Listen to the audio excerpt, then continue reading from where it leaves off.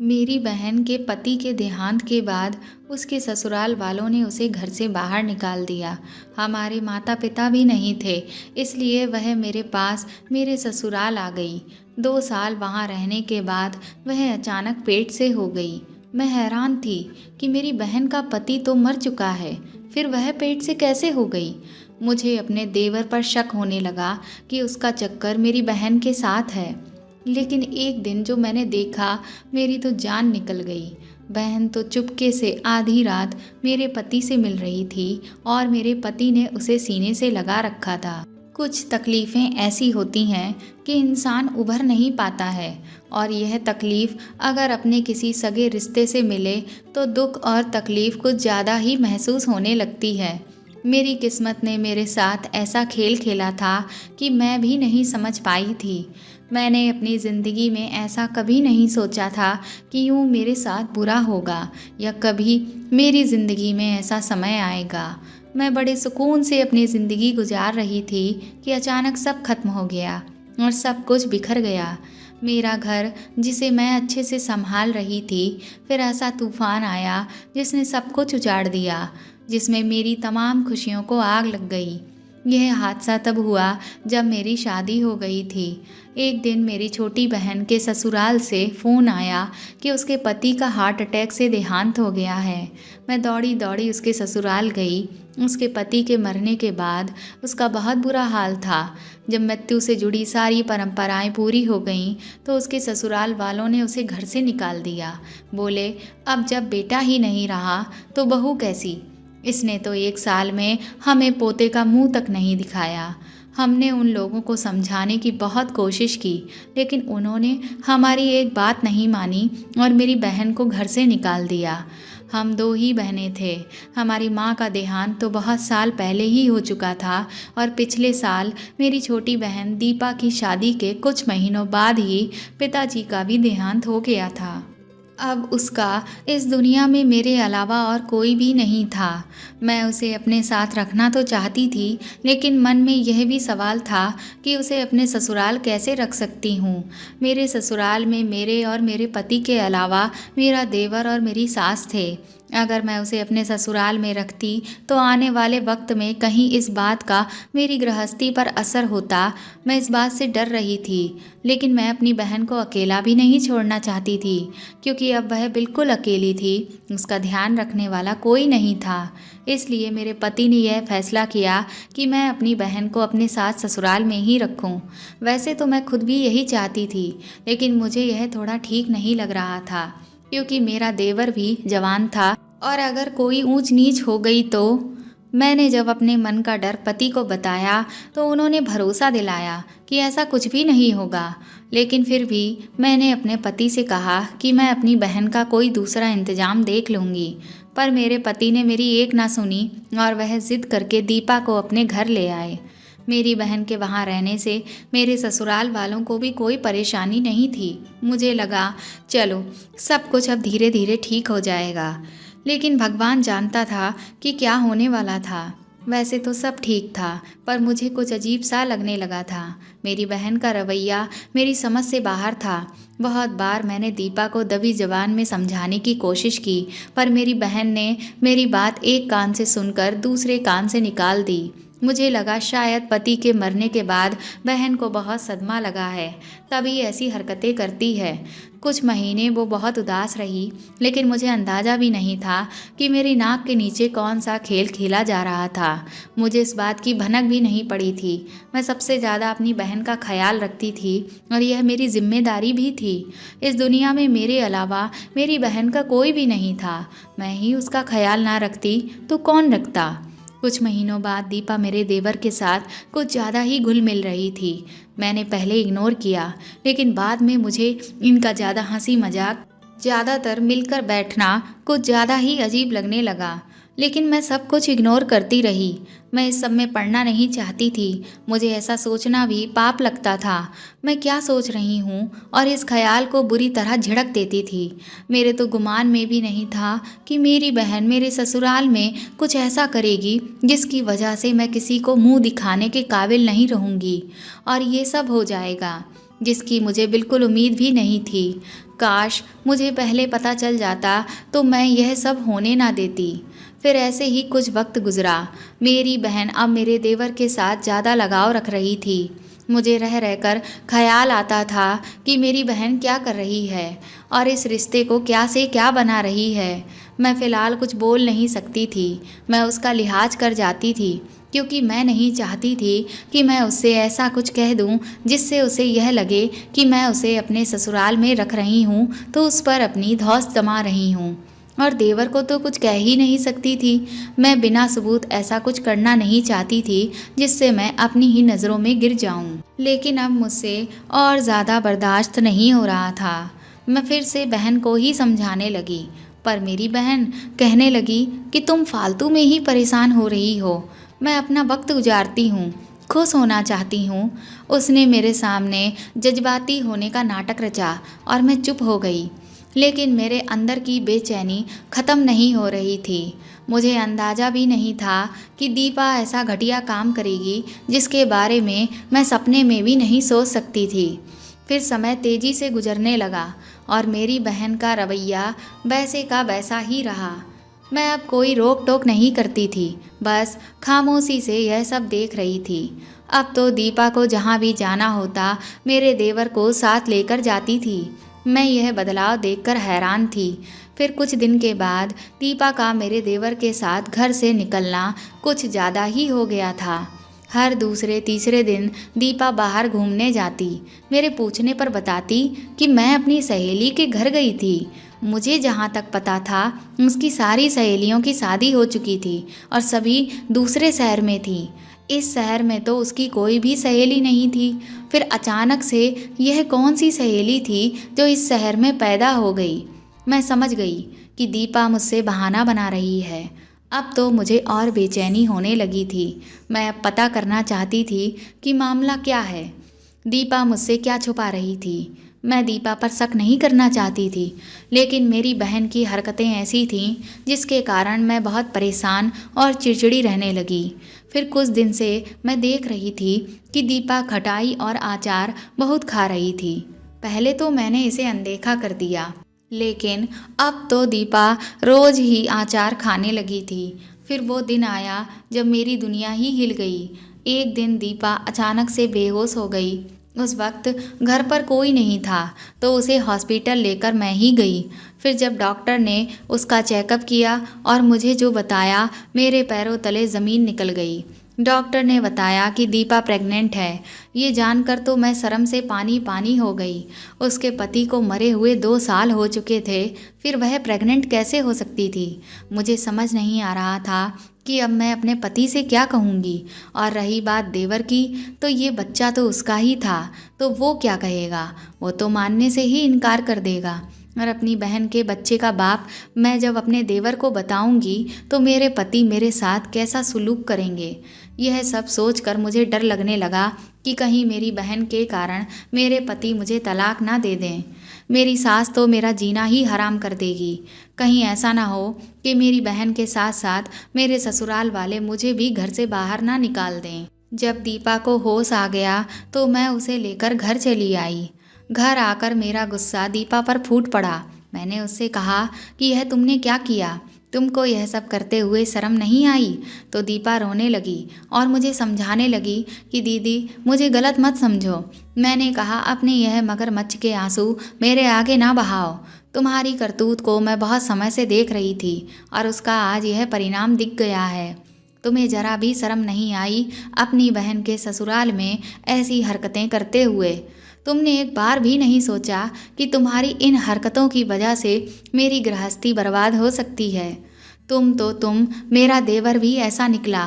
मेरी बात सुनकर दीपा कहने लगी, तुम गलत समझ रही हो। मेरा तुम्हारे देवर के साथ कोई चक्कर नहीं है। मैंने कहा बस कर और आज के बाद मुझसे बात भी मत करना, नहीं तो बहुत बुरा होगा। और मैंने उसे अपने कमरे से बाहर निकाल दिया। रात को जब मेरे पति ऑफिस से लौट कर आए तो मैं ऐसे दिखाने लगी कि उन्हें यह ना लगे कि मैं परेशान हूँ। उस रात मुझे नींद ही नहीं आ रही थी। मैं बस चुपचाप आंखें बंद करके लेटी हुई थी। मुझे अंदर ही अंदर यह डर खाए जा रहा था कि जिस दिन यह सच सामने आ गया उस दिन मेरी गृहस्थी का क्या होगा। करीब आधी रात का समय था, तभी मैंने महसूस किया कि अचानक मेरे पति का फ़ोन वाइब्रेट हुआ और मेरे पति बहुत ही धीरे से बिस्तर से उठकर बाहर गए। बाहर जाने से पहले उन्होंने मुझे चेक किया कि मैं सो रही हूँ या नहीं। अगर वह नॉर्मल तरीके से उठकर जाते तो मुझे अजीब नहीं लगता, लेकिन बाहर जाने से पहले उन्होंने मुझे चेक किया कि मैं सो रही हूँ या नहीं, फिर वह गए। इससे मुझे कुछ संदेह हुआ। उनके कमरे से बाहर जाते ही मैं भी दबे पांव उनके पीछे पीछे चल दी। वह सीढ़ियों से चढ़कर ऊपर जा रहे थे। ऊपर वाले पोर्शन में 2 कमरे थे, जिसमें एक में मेरी बहन और दूसरे में सासू माँ रह रही थीं। मुझे लगा यह इस तरह आधी रात चोरों की तरह सासू माँ से मिलने क्यों जा रहे हैं, लेकिन आगे जो कुछ मैंने देखा मेरे होश उड़ गए। मैंने देखा कि मेरे पति मेरी बहन को गले से लगाए हुए थे। मेरी बहन ने मेरे पति से कहा, मैं प्रेग्नेंट हूँ। दीपा के इतना कहते ही मेरे पति मेरी बहन का हाथ पकड़कर उसे उसके कमरे में ले गए। अब तो मुझे काटो तो खून ही नहीं। मैं अब तक यही समझ रही थी कि मेरी बहन की कोख में पलने वाले बच्चे का बाप मेरा देवर है, लेकिन मैं गलत थी। मेरी बहन तो मेरे पति के बच्चे की माँ बनने वाली थी। यह सब देख मेरी तो दुनिया ही उजड़ गई। मेरी नाक के नीचे मेरी बहन और मेरा पति मुझे धोखा दे रहे थे और मुझे पता ही नहीं चला।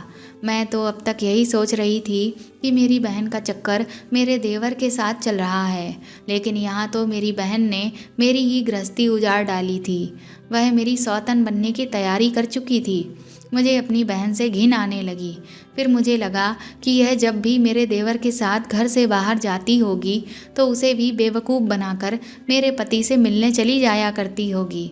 मेरा देवर भी मेरी तरह इन दोनों की साजिश का शिकार हो गया होगा और मैं बिना बात उस बेचारे पर शक कर रही थी, जबकि गुनाहगार तो मेरी बहन और मेरा पति था। मेरा रो रो कर बुरा हाल था, लेकिन मैं अपना दर्द दिल में दबाकर चुपचाप आकर बिस्तर पर लेट गई। 2 घंटे बाद मेरे पति बहन के कमरे से वापस आ गए और आराम से सो गए। अब तो यह हर रोज़ का हो गया। रोज़ रात को मेरे पति चुपचाप से उठते और बहन के कमरे में चले जाते। यह सब मेरी बर्दाश्त के बाहर होता चला जा रहा था। फिर एक दिन मुझसे रहा ना गया और फिर मैंने अपने पति पर इल्ज़ाम लगा दिया कि तुम्हारा अपनी साली के साथ चक्कर है और यह सब तुम्हारी वजह से हुआ है। तुमने मुझे धोखा दिया है, मेरा विश्वास तोड़ा है। मैं रो रो कर थक चुकी थी। मेरे पति मुझे ही झूठा साबित करने लगे। बोले, मेरा दिमाग खराब हो गया है, मैं जैसा सोच रही हूँ वैसा कुछ नहीं है। मैंने कहा कि तुमने और दीपा ने क्या मुझे बेवकूफ़ समझ रखा है? मैंने सब कुछ अपनी आँखों से देखा है।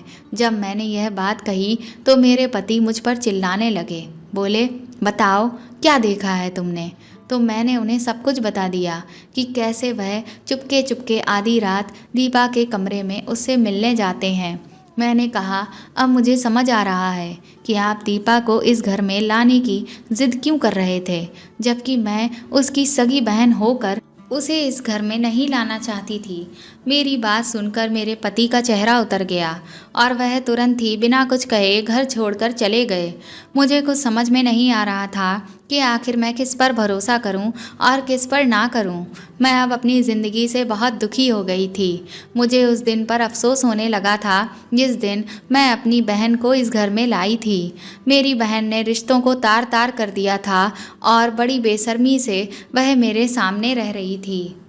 मेरी सास बार बार मुझसे पूछती कि उनका बेटा कहाँ गया, तो मैंने मजबूरी में आकर उनसे झूठ कह दिया कि वह ऑफिस के किसी काम से बाहर गए हुए हैं। जब उन्होंने मेरे उदास रहने का कारण पूछा तो मैं उन्हें कुछ भी ना बता पाई। अब मेरी आंखें हर वक्त भीगी रहती थीं। मैं अपनी ज़िंदगी पर हैरान थी कि मुझे क्या देखने और सुनने को मिल रहा है। मेरा हर रिश्ते से भरोसा उठ गया था। मुझे सब धोखा और फरेब लगने लगा था। मुझे सब जहर लगने लगा था। मुझे अब अपने पति की फ़िक्र हो रही थी। मैं बहुत गहरी सोच में डूब गई थी कि अगर यह मेरे पति का बच्चा नहीं तो वह यह सब क्या था। मेरी बहन का और मेरे पति का गले लगना, आधी रात को मेरे पति का मेरी बहन के कमरे में जाना, ये सब सोचकर मेरा तो सर दर्द होने लगा था। जितना ही यह सब सोचती उतना ही यह मामला उलझ रहा था। अब मुझे अपने आप पर गुस्सा आ रहा था, क्योंकि मैं खुद ही अपनी बहन को अपने घर लेकर आई थी। मेरी बहन हर दिन मुझसे बात करने की कोशिश करती, लेकिन मैं उसकी शक्ल भी नहीं देखना चाहती थी। मेरी सेहत दिन ब दिन बिगड़ती जा रही थी और मैं बीमार रहने लगी थी। एक दिन मैं बेहोश होकर गिर गई। जब मुझे होश आया तो मैंने देखा कि मेरे सामने मेरी सास, देवर और मेरे पति खड़े हैं और मेरी बहन मेरे पास बैठी हुई थी। मेरी बहन ने जैसे ही मुझे पानी पिलाने की कोशिश की, मैंने गिलास फेंक दिया। मैंने कहा, दूर हो जा मेरी नज़रों से, मुझे तुझसे नफरत है, तू तो नागिन निकली। मैंने तुझे सहारा दिया और तूने मुझे ही डस लिया। तेरे जैसी औरत को तो डूब कर मर जाना चाहिए। मेरे इतना कहते ही मेरे पति मुझ पर चिल्लाने लगे। वह बोले कि पूरा सच जाने बिना तुम कुछ भी बकवास किए चली जा रही हो। मैंने कहा, आप तो चुप ही रहिए, आप भी कोई कम नहीं हैं, आप भी इस घिनौनी करतूत में पूरी तरह से शामिल हैं, इसीलिए मेरी बहन की वकालत कर रहे हैं। तभी मेरा देवर बोला, भाभी पहले पूरी बात तो सुन लो। मैंने कहा, क्या आप पूरी बात जानते हैं? आपको पता है इस घर में क्या क्या गुल खिलाए जा रहे थे? मेरी बहन आपके भाई यानी मेरे पति के बच्चे की माँ बनने वाली है और यह इतनी बेशर्म है कि अभी तक इस घर में रह रही है। मेरे इतना कहते ही मेरे पति मुझ पर बुरी तरह से चिल्ला उठे और बोले कि अब एक भी शब्द तुम दीपा के खिलाफ नहीं बोलोगी। उसके बाद वह बाहर से एक लड़के को लेकर आए। मेरे पति ने कहा, तुम जानना चाहती हो ना कि तुम्हारी बहन के पेट में जो बच्चा है उसका बाप कौन है? तो सुनो, उस बच्चे के पिता यह हैं। यह सुनकर मैं हैरान रह गई। मुझे समझ नहीं आ रहा था कि आखिर यह सब हो क्या रहा है। उसके बाद मेरा देवर बोला, भाभी दरअसल बात यह है कि मेरी एक गर्लफ्रेंड है। इसके बारे में मैंने अभी तक घर में किसी को भी नहीं बताया था, लेकिन जब दीपा इस घर में आई तो वह मेरी बहुत अच्छी दोस्त बन गई और मैं उससे अपने दिल की बात छुपा नहीं पाया। तो दीपा ने मुझसे ज़िद की कि मैं उसे अपनी गर्लफ्रेंड से मिलाऊं। फिर जब मैं दीपा को अपनी गर्लफ्रेंड से मिलाने के लिए ले गया तो मेरी गर्लफ्रेंड सीमा अपने साथ अपने भाई को भी लेकर आई थी, क्योंकि उसने अपने भाई को हमारे रिश्ते के बारे में बता रखा था। उसके बाद तो मुलाकातों का सिलसिला ही चल पड़ा, क्योंकि मैं अपने रिश्ते के बारे में दीपा को बता चुका था। तो मैं जब भी अपनी गर्लफ्रेंड सीमा से मिलने जाता तो दीपा को भी साथ ले जाता। दीपा और सीमा की भी काफ़ी अच्छी दोस्ती हो गई थी। इधर हमारी मुलाकातें हो रही थीं, उधर सीमा का भाई आदेश भी दीपा को दिल ही दिल में चाहने लगा था और एक दिन आदेश ने दीपा को हमारे सामने ही प्रपोज कर दिया। लेकिन दीपा ने इस रिश्ते से मना कर दिया। उसने कहा कि मैं किसी की विधवा हूँ और यह समाज एक विधवा और एक कुंवारे लड़के की शादी को कभी भी बर्दाश्त नहीं कर सकता। लेकिन आदेश ने कहा कि मैं इन सब ढकोसलों को नहीं मानता, मैं तुम्हें सच्चे दिल से चाहता हूँ। लेकिन दीपा ने फिर भी मना कर दिया। मैंने और सीमा ने दीपा को बहुत समझाया। मैंने उससे कहा कि तुम्हारे आगे अभी बहुत लंबी ज़िंदगी पड़ी हुई है और बहुत ही कम लोग होते हैं जिन्हें सच्चा प्यार नसीब हो। तुम्हारे जीवन में प्यार ने दस्तक दी है, इसकी कदर करो। दीपा समाज के डर से इस रिश्ते को अपनाना नहीं चाहती थी, लेकिन हकीकत ये थी कि वह भी आदेश को दिल ही दिल में चाहने लगी थी। फिर दीपा और आदेश की मुलाकातें भी होने लगीं। आदेश ने इंजीनियरिंग कर रखी थी और कुछ महीनों के बाद ही उसे अमेरिका की एक बहुत बड़ी कंपनी से ऑफ़र आया और वह अमेरिका चला गया। इधर हमें पता चला कि दीपा प्रेग्नेंट है। इस बात से हम बहुत ज़्यादा परेशान हो गए। मुझे समझ ही नहीं आ रहा था कि अब मैं आखिर क्या करूं। वैसे तो मुझे आदेश पर पूरा भरोसा था, लेकिन फिर भी वह अमेरिका जा चुका था, इसलिए मुझे समझ नहीं आ रहा था कि अब क्या होगा। और हमने अपनी समस्या भैया के सामने रखने का फ़ैसला किया। फिर दीपा बोली, इसीलिए मैंने जीजा जी को आपके सोने के बाद आधी रात को अपने कमरे में बुलाया और उन्हें बता दिया कि मैं प्रेग्नेंट हूँ। लेकिन आपने सब कुछ देख लिया और गलत समझ लिया। मेरे पति बोले, जब मैंने दीपा के मुंह से यह बात सुनी तो मैं बहुत बुरी तरह से घबरा गया, इसीलिए उसका हाथ पकड़कर उसे कमरे में ले गया। जब मैं कमरे में पहुंचा तो वहां समीर पहले से ही बैठा हुआ था। उसे अंदर देखकर मैं खुद हैरान रह गया। फिर उसके बाद समीर ने मुझे सारी बात बताई। अब मैं तो आदेश को पर्सनली जानता नहीं था, इसलिए मैं भी बहुत परेशान हो गया कि अब क्या होगा। फिर मैंने खुद ही आदेश से बात करने का फ़ैसला किया। आदेश अमेरिका में था, तो जब इंडिया में दिन होता है तो अमेरिका में रात होती है, और जब इंडिया में रात होती है तो अमेरिका में दिन होता है। इसीलिए आदेश से बात करने के लिए मुझे आधी रात को दीपा के कमरे में जाना पड़ता था, जहाँ सिर्फ मैं ही नहीं समीर भी हमारे साथ होता था। मैंने जब आदेश को पूरी बात बताई तो उसने मुझे भरोसा दिया कि मैं फ़िक्र ना करूं, वह जल्द से जल्द उसकी कंपनी में छुट्टी की अर्जी लगाकर भारत लौट आएगा और अपने घर वालों से बात करके दीपा से शादी कर लेगा। तुमने जब उस दिन मुझ पर इल्ज़ाम लगाया तो मैं इसीलिए खामोश रह गया, क्योंकि मेरे पास मेरी बेगुनाही का कोई सबूत नहीं था और तुम कुछ सुनने को तैयार भी नहीं थी। इसलिए मैंने फैसला किया कि मैं सबसे पहले इस मामले को सुलझाऊंगा और अपने साथ सबूत लेकर ही तुम्हारे सामने आऊँगा। फिर जब आदेश भारत लौटा और उसने सारी बात अपने घर वालों को बताई तो उसके घर वाले इस शादी के लिए तैयार ही नहीं हुए, लेकिन हम लोगों ने जाकर उन्हें बहुत समझाया, तब जाकर कहीं वह इस रिश्ते के लिए माने हैं। और यही नहीं, मैं समीर का रिश्ता भी सीमा के साथ तय करके आ रहा हूँ। मैंने अपने पति से माफ़ी मांगी, फिर मैंने अपनी बहन से भी माफ़ी मांगी कि मैंने एक तो उस पर घटिया इल्ज़ाम लगाया, दूसरा उसकी बात भी नहीं सुनी। फिर हमने बहुत धूमधाम से दीपा और समीर की शादी की। मैंने एक तरफ अपनी बहन की विदाई की तो दूसरी ओर अपनी देवरानी सीमा का स्वागत किया। मैं अपनी बहन के लिए बहुत खुश थी कि उसे भी जीवन साथी मिल गया, वह भी इतना प्यार करने वाला। मैं अब भी अपने किए पर बहुत शर्मिंदा थी, इसलिए मैंने अपने पति से दोबारा माफ़ी मांगी। उन्होंने मुझे माफ़ कर दिया। मैं यही सोच रही थी कि मैं कितनी खुशकिस्मत हूँ कि मुझे ऐसा पति मिला जो ना सिर्फ मेरा ख्याल रखता है बल्कि मेरी बहन का भी कितना ख्याल रखा और उसका दोबारा घर बसा दिया। मेरे पति ने मेरी बहन के दिल की बात समझी, जबकि मैं उसकी सगी बहन होकर उसे समझ ना पाई। अक्सर ऐसा होता है कि हमारे सगे रिश्ते हमारी भावनाओं को नहीं समझते, वही कोई दूसरा बाहर वाला हमारी भावनाओं को अच्छे से समझ लेता है। तो दोस्तों, आपको यह कहानी कैसी लगी हमें कमेंट करके ज़रूर बताइएगा, और प्लीज़ इस कहानी को ज़्यादा से ज़्यादा शेयर करें और लाइक करें। मुझे आपके सपोर्ट की ज़रूरत है। और अगर आप मेरे चैनल पर नए हैं तो इसे सब्सक्राइब करके बेल आइकन को ज़रूर दबा दें, ताकि ऐसी ही अच्छी कहानियाँ मैं आपको आगे भी सुनाती रहूँ। Thank you.